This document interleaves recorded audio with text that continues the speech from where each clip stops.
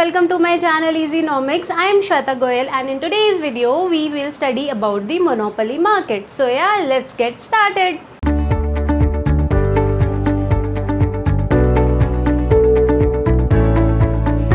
So for covering the topic of monopoly, let's start it with the assumptions. So we have very few assumptions and you can compare it with the perfect competitive market. So first assumption is that there is a single seller and we have large number of buyers in the market. Large number of buyers will remain same for every market, but the number of sellers will differ.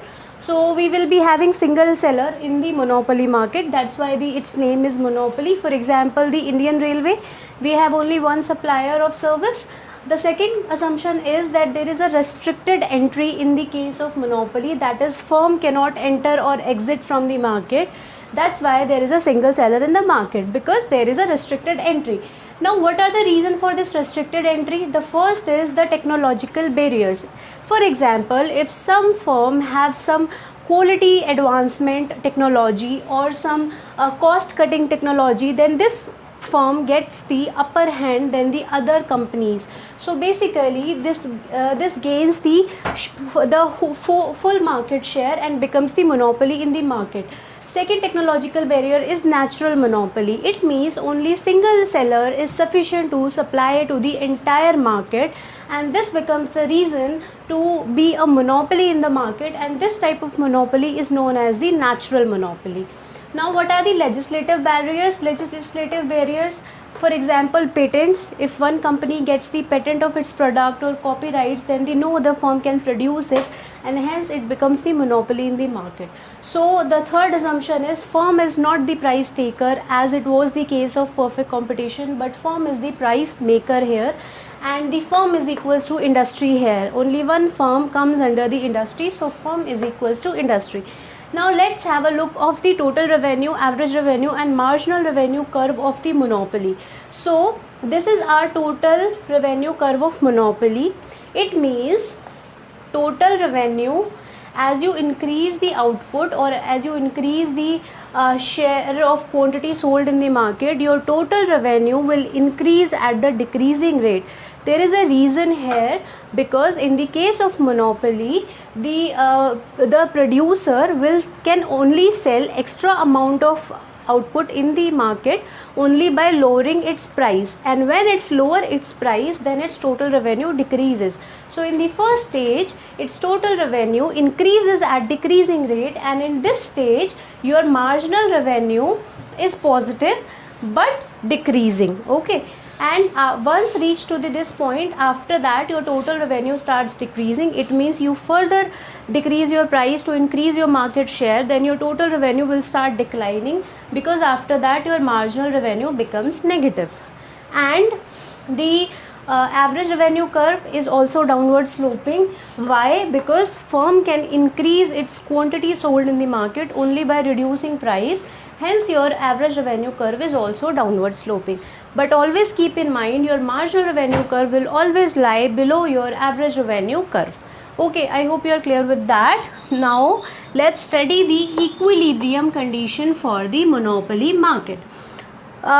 In perfect competition, we have the equilibrium condition is this, or MR is equals to MC.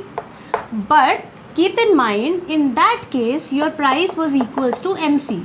Sorry, your price was equals to MR. We got the one curve, AR is equals to MR is equals to P. But in this case, your price is not equals to your your price is greater than MC here. If I draw the diagram, your AR curve is this, your MR curve is this, your MC curve is this. Okay, so your equilibrium condition will be MR is equals to MC. So this will be your equilibrium, and at this equilibrium your price will be this. This will be your price, this will be your quantity. ठीक है, so ये equilibrium condition होती है. और second condition जो होती है वो होती है slope of MC, marginal cost, should be greater than the slope of marginal revenue.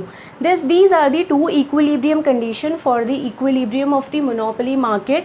And just keep in mind, your MR, your MC, P is always greater than MC in your monopoly market. It is not equals to your MC. So basically जो भी आपकी cost आती है एक output को produce करने में, आप उससे ज़्यादा में उसको सेल करते हो, ठीक है. तो MR is equals to MC and slope of MC should be greater than slope of MR. These are the two condition for achieving the equilibrium in case of monopoly.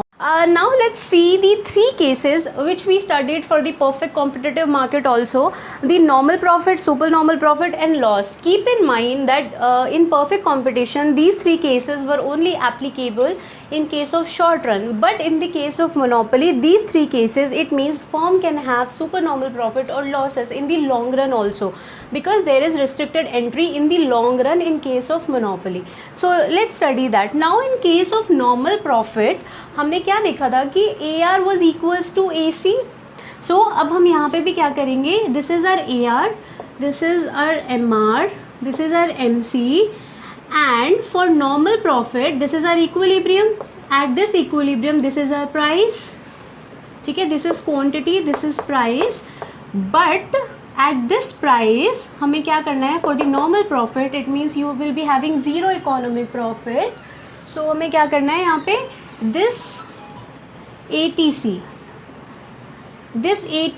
it means you will be having price and cost is equals to, यानी यही cost होगी, यही तुम्हारा price होगा. So you will be having zero normal profit in this case.